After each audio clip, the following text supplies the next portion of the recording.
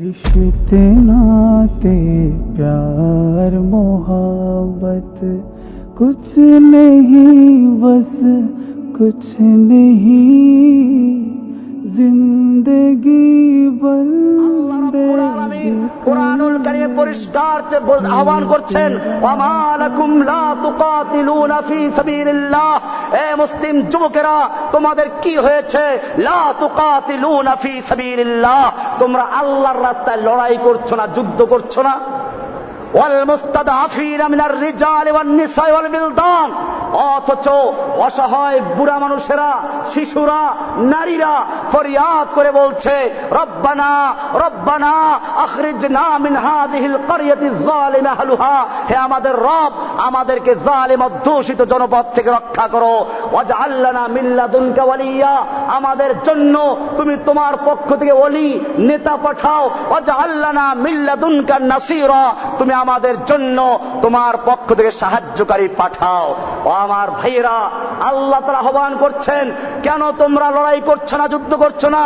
অথচ আফগানিস্তান থেকে, কাশ্মীর থেকে, আরাকান থেকে, ফিলিস্তিন থেকে, ইরাক থেকে, চতুর্দিক থেকে অসহায় শিশু, নারীরা ফরিয়াদ করছে, আল্লাহ আমাদেরকে বাঁচাবার জন্য, জালিমদের থেকে রক্ষা করার জন্য আমাদেরকে নেতা পাঠাও, আমাদেরকে সাহায্যকারী পাঠাও। সেই সাহায্যকারী হবে কারা? তোমাদের কি হতে হবে? ফির তুঝে একবার করনি है जहां की रहबरी, उठ खुदा के नाम लेकर फिर आलम बरदारबान। ও আমার যুবকেরা, আবার তোমাকে সেই সালাহুদ্দিন আইয়ুবী, মোহাম্মদ বিন কাসেম, তারেক বিন জিয়াদের মতো আবার ময়দানে ঝাঁপিয়ে পড়তে হবে। আমাদের সামনে বাধা আসবে, সেই বাধাকে উপেক্ষা করে ময়দানে ঝাঁপিয়ে পড়তে হবে।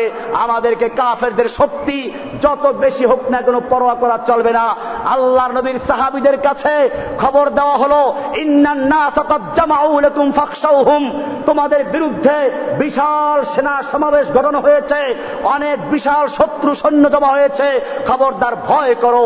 সাহাবায়ে কেরাম ভয় করেছিলেন? আমাদের সামনেও যত বড় শক্তি থাকুক না কেন, আজকে আমেরিকার বিশাল শক্তি, হিন্দুদের বিশাল শক্তি কাশ্মীরি মুসলমানদের হত্যা করছে, আমরা কিছুই বলছি না। আমাদের ক্ষমতা কি?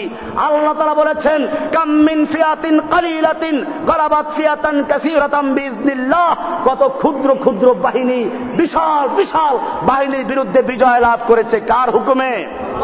কার সাহায্যে? কারণ মুমিনদের মাওলা কে? আল্লাহ তাআলা বলছেন, যালিকা বিআন্নাল্লাহা মাওলাল্লাযীনা আমানু ওয়া আন্নাল কাফিরিনা লা মাওলা লাহুম, মুমিনদের মাওলা হচ্ছেন আল্লাহ, কাফিরদের কোনো মাওলা নাই। বুশের কোনো মাওলা নাই, ওবামার কোনো মাওলা নাই, হিন্দুর কোনো মাওলা নাই, খ্রিস্টানদের মাওলা নাই, ওদের কোনো মাওলা নাই। মুমিনদের মাওলা কে? যালিকা বিআন্নাল্লাহা মাওলাল্লাযীনা আমানু ওয়া আন্নাল কাফিরিনা লা মাওলা লাহুম, ওদের কোনো মাওলা নেই। আমার ভাইয়েরা, মনে রাখতে হবে, আজকে আমাদের সামনে যে কাফেরদের এত বড় আস্পর্ধা কি জন্য? আমরা চিন্তা করি, অনেকে বলে ঈমানকে মজবুত করে তারপরে মোকাবেলা করতে হবে। আমি জিজ্ঞেস করতে চাই, নামাজ পড়ার জন্য ঈমানের প্রয়োজন আছে কিনা? রোজা রাখার জন্য ঈমানের প্রয়োজন আছে কিনা?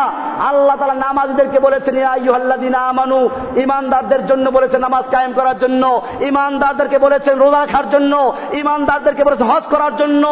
যেই ঈমান নিয়ে নামাজ পড়া যায়, যেই পরিমাণ ঈমান দিয়ে রোজা রাখা যায়, যেই পরিমাণ ঈমান দিয়ে হজ করা যায়, সেই পরিমাণ ঈমান হলেই আল্লাহর রাস্তায় জিহাদ করাও যায়। এজন্য মনে রাখতে হবে, মুসলিমরা লড়াই করে কার জন্য? এজন্য শক্তি আসবে কোত্থেকে? আল্লাহর নবী যতগুলো যুদ্ধ করেছিলেন, সবগুলো যুদ্ধতে মুসলমানদের সৈন্য কাফেরদের চেয়ে বেশি ছিল না কম ছিল? কম ছিল। একটা যুদ্ধে খালি বেশি ছিল, হুনাইনের যুদ্ধে। সেই যুদ্ধে মুসলিমরা মার খেয়েছিল। কি হয়েছিল? প্রথম দিকে মার খেয়েছিল। আল্লাহ কোরআনে বলেছেন, ওয়ায়াউমা হুনাইনিন ইয আ'জাবাতকুম কাসরাতুকুম, তোমাদের সংখ্যাধিক্যতা যখন তোমাদের কাছে খুব অহংকারের কারণ হয়েছিল, তোমাদের কাছে খুব ভালো লেগেছিল, তখন আল্লাহ তাআলা তোমাদের সেইটা কোনো উপকার আসে নাই।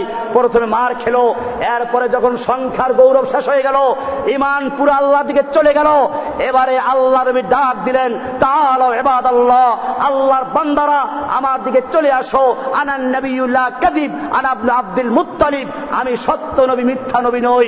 এবারে যখন নবীর কাছে চলে আসলো, সংখ্যার কোনো বড়াই নাই, অস্ত্রের বড়াই নাই, আল্লাহর নুসরতের বড়াই আছে। এবারে যুদ্ধ শুরু করলো, পরবর্তীতে সে যুদ্ধে বিজয় লাভ করেছেন, ঠিক কিনা? আল্লাহ সুবহানাহু ওয়া তাআলা কোরআনুল কারীমে আরো বলেছেন সূরা তাওবার 29 নম্বর আয়াতে, কাতিলুল লাযীনা লা ইউমিনুনা বিল্লাহি ওয়ালা বিল ইয়াউমিল আখির, তোমরা লড়াই করো, যুদ্ধ করো ওই সমস্ত লোকদের বিরুদ্ধে যারা আল্লাহর উপর ঈমান রাখে না, ওয়ালা বিল ইয়াউমিল আখিরে, ইয়াউমুল আখিরে ঈমান রাখে না, পরকালে বিশ্বাস করে না, ওয়ালা ইউহাররিমুনা মা হারামাল্লাহু ওয়া রাসূলুহু, এবং আল্লাহ এবং আল্লাহর রাসূল যা হারাম করেছেন সেইগুলোকে যারা হারাম বিশ্বাস করে না, ওয়ালা ইয়াদিনুনা দীনাল হককে, যারা আল্লাহর দ্বীনে হককে দ্বীনে হক বলে বিশ্বাস করে না, আল্লাহর দেওয়া জীবন ব্যবস্থাকে যারা জীবন ব্যবস্থা হিসেবে মানে না, তারা গণতন্ত্র, সমাজতন্ত্র, রাজতন্ত্র আর বিভিন্ন ধর্মের দিকে ঝুঁকে যায়, আল্লাহর দেওয়া দ্বীনে হককে দ্বীনে হক বলে বিশ্বাস করে না, তোমরা ওদের বিরুদ্ধে লড়াই করতে থাকো। সূরা তাওবার 29 নম্বর আয়াত। এমনি ভাবে আল্লাহ সুবহানাহু ওয়া তাআলা কোরআনুল কারীমের সূরা হজের 39 নম্বরে বলছেন, উযিনাল্লাযীনা ইউকাতালুনা বিআন্নাহুম যুলিমু ওয়া ইন্নাল্লাহা আলা নাসরিহিম লাকাদির, নিশ্চয়ই যাদের বিরুদ্ধে লড়াই করা হচ্ছে, যাদের বাড়িঘর ভেঙে দেওয়া হচ্ছে, যাদের শিশুদেরকে হত্যা করা হচ্ছে, তাদের জন্য লড়াই করার অনুমতি দেওয়া হয়েছে, কারণ তাদের উপর অত্যাচার করা হয়েছে, জুলুম করা হয়েছে। আল্লাহ তাআলা তারপরে বলছেন, ওয়া ইন্নাল্লাহা আলা নাসরিহিম লাকাদির, নিশ্চয় আল্লাহ তাআলা তাদেরকে সাহায্য করার জন্য ক্ষমতা রাখেন, আল্লাহ তাআলা তাদের সাহায্য করবেন।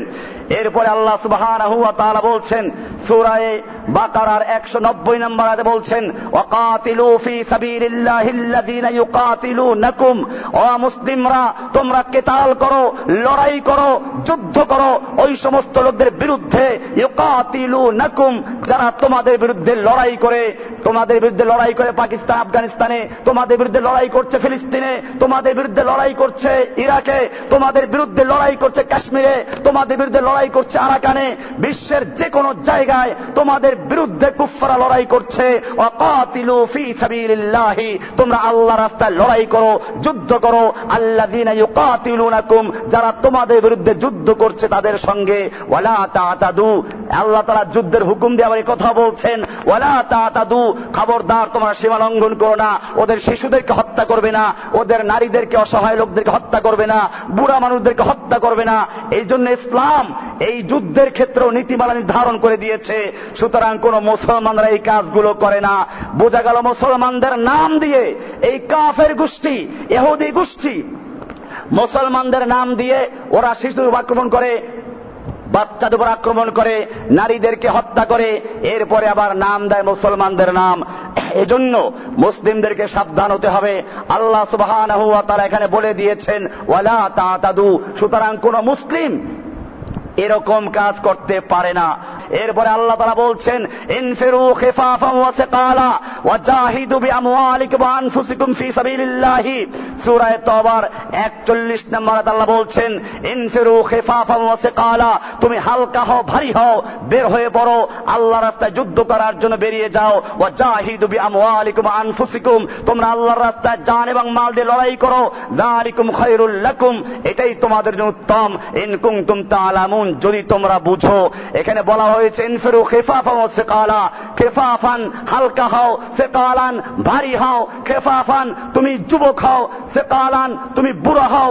খিফাফান অস্ত্র থাকুক, সিকালান অস্ত্র না থাকুক, তুমি যে অবস্থায় থাকো, তোমার সৈন্য কম থাকুক, ওদের সৈন্য বেশি থাকুক, যে অবস্থায় তুমি থাকো, ইনফিরু খিফাফান ওয়া সিকালা, আল্লাহর রাস্তায় তোমরা বেরিয়ে পড়ো, হালকা হও, ভারী হও, সর্বাবস্থায় আল্লাহর রাস্তায় লড়াই করার জন্য বের হয়ে পড়ো। ভাইরা আমার, এরপরে আল্লাহ তাআলা বলছেন, আমাদেরকে ধিক্কার দিচ্ছেন, ইয়া আইয়ুহাল্লাযীনা আমানু মা লাকুম ইযা ক্বিলা লাকুম ইনফিরু ফি সাবিলিল্লাহি ইসসাকালতুম ইলাল আরদে, হে ঈমানদারগণ, তোমাদের কি হয়েছে? তোমাদেরকে যখন বলা হয় আল্লাহর রাস্তায় যুদ্ধ করার জন্য বের হও, ইসসাকালতুম ইলাল আরদে, তোমরা জমিনের সাথে একেবারে জড়িয়ে ধরো, আঁকড়ে ধরো, উপর হয়ে জমিনকে ভালো করে ধরো, যেন কেউ টেনে হেঁচড়েও যুদ্ধের ময়দানে নিতে না পারে।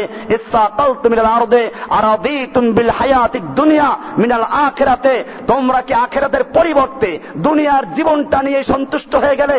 ফামা মাতাউল হায়াতিদ দুনিয়া ফিল আখিরাতি ইল্লা কালিল, জেনে রাখো আখিরাতের তুলনায় দুনিয়ার জীবন সামান্য কিছু ছাড়া কিছুই নয়।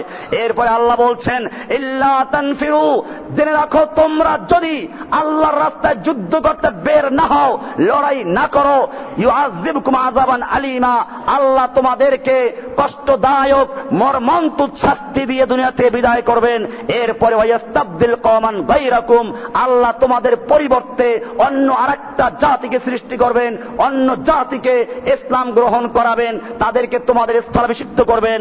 এরপরে জেনে রাখো ওয়ালা তাদুররুহু শাইআ, তোমরা আল্লাহর কোনো ক্ষতি করতে পারবে না। আল্লাহু আলা কুল্লি শাইইন কাদির, আল্লাহ তাআলা সব কিছু করার ক্ষমতা রাখেন। কাজে তোমরা যদি জিহাদকে ভুলে যাও, তোমরা যদি নিজের সন্তান স্ত্রীদেরকে বসে আরাম করতে থাকো, আল্লাহর দ্বীন যদি ভুলুণ্ঠিত হয়ে যায়, আল্লাহর দ্বীন যদি ধ্বংস করা হয়, তাহলে জেনে রাখো আল্লাহ তোমাদেরকে ধ্বংস করে তোমাদের পরিবর্তে অন্য জাতি সৃষ্টি করবেন এবং তাদেরকে আল্লাহ তাআলা দ্বীনের জন্য জিহাদ করার তৌফিক দিবেন। আজকে বুখারী শরীফ যেই দেশে বসে লেখা হয়েছিল সেখানে ইসলাম নেই, আমাদেরকে জন্য আবার তৈরি হতে হবে। সেজন্য আমি কোরআনুল কারীমের একটা আয়াত দিয়ে আপনাদেরকে ইঙ্গিত করছি। আল্লাহ তাআলা বলছেন ইয়া আইয়ুহাল্লাযীনা আমানু, হে ঈমানদারগণ, মাইয়ারতাদ্দা মিনকুম আন দীনিহি, তোমাদের মধ্য থেকে যে কেউ মুরতাদ হয়ে যায়, তোমরা যদি দ্বীনকে ছেড়ে দাও তাতে আল্লাহর কিছু আসে যায় না। জেনে রাখো ফাসাউফা ইয়াতিল্লাহু বিকওম, আল্লাহ তাআলা অচিরেই এমন এক জাতি সৃষ্টি করবেন তোমাদেরকে ধ্বংস করে দিয়ে, তোমাদেরকে গজব দিয়ে, তোমাদেরকে শেষ করে দিয়ে এমন এক জাতি তৈরি করবেন। ইয়াতিল্লাহু বিকওম ইউহিব্বুহুম ওয়া ইউহিব্বুনাহু, যাদেরকে আল্লাহ নিজে ভালোবাসবেন আর তারাও আল্লাহকে ভালোবাসবে। আজিল্লাতিন আলাল মুমিনিন, যারা মুমিনদের প্রতি হবে বিনয়ী। আইজ্জাতিন আলাল কাফিরিন, কাফেরদের প্রতি কঠোর। ইউজাহিদুনা ফি সাবিলিল্লাহ, এমন লোকদেরকে তৈরি করবেন যারা আল্লাহর রাস্তায় লড়াই করবে। ওয়ালা ইয়াখাফুনা লাওমাতা লাইম, তারা কোন তিরস্কারকারী, কোন নিন্দুকের নিন্দা, কে নিন্দা করলো, কে সন্ত্রাসী বললো, কে জঙ্গিবাদী বললো, তার পরোয়া করবে না। তারা আল্লাহর রাস্তায় লড়াই চালিয়ে যাবে। আমার ভাইয়েরা, আল্লাহ সুবহানাহু ওয়া তাআলা আমাদেরকে আহ্বান করেছেন, আমরা সে আহ্বানে সাড়া দিতে তৈরি আছি ইনশাআল্লাহ। আমাদের মনে রাখতে হবে এই জমিনে আবার যদি আমরা সোচ্চার হতে পারি, 3 লক্ষ মসজিদ রয়েছে, যেখানে হাজার হাজার লক্ষ লক্ষ মাদ্রাসা রয়েছে, এই সব আলেমরা, সব ইমামরা যদি একটা দাবি নিয়ে আমরা মাঠে নামতে পারি, এই দেশ মুসলিমদের দেশ, এখানে কোরআনের বিধান চলবে, রাসূলের সুন্নাত থাকবে, এই দেশে মূর্তি থাকবে না, মাজার থাকবে না, এই দেশের রাস্তার মোড়ে মোড়ে, স্কুলের মোড়ে মোড়ে মূর্তি চলতে পারে না, তাহলে দূর করা সম্ভব কিনা? আল্লাহ সুবহানাহু ওয়া তাআলা আমাদের সকলকে বিষয়গুলোকে বুঝার এবং আমল করার তৌফিক দান করুন। আসসালামু আলাইকুম ওয়া রাহমাতুল্লাহি ওয়া বারাকাতুহু।